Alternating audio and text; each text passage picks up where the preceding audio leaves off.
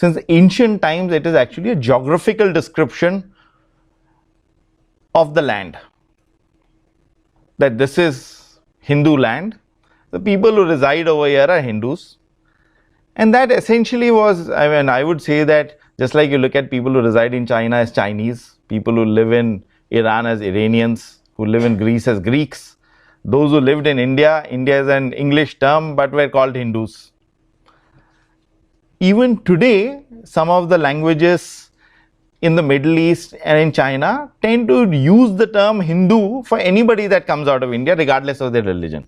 So the term is religion agnostic. It is geographical in description.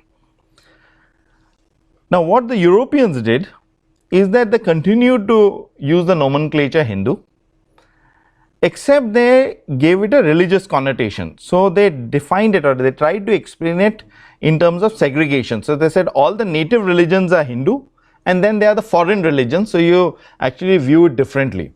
And therefore they define it in law as follows, is that everybody that lives in India, excluding Muslim, Parsi, Jew, Christian, and those are the sort of exclusions, but the definition of an Hindu in law is by exclusion.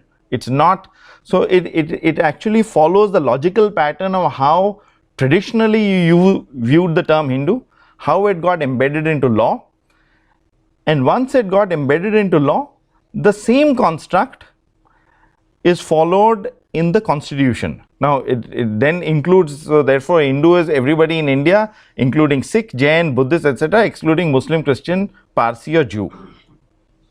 So therefore when you view it in that sense, you get pushed into, over the years we have gotten pushed into thinking of Hinduism as a monolithic religion. It is one faith, there should be one central text. Essentially, you're trying to view the people that live in India in the manner in which you view yourselves. This is sort of the European approach to India. And we very happily, since we were sort of modernizing away from our medieval practices, very happily following and Europeanizing ourselves. So we sort of went down that path. And so therefore, it doesn't actually figure into the debate. It certainly did not figure into the Sabarimala debate in the Supreme Court. Is that when you look to find essential features of Hinduism, what are the features that you are looking for? And I would like to ask anybody in this crowd or anywhere else, please give me 5 points or 3 things that are actually essential features of Hinduism, that if you do not follow, that the religion would stand destroyed or altered significantly. They do not exist. It is because there is no essential feature. And a fundamental basis for the Supreme Court's ruling is, and this is the majority judgment, saying that if you take away this tradition, it does not distort the essential feature.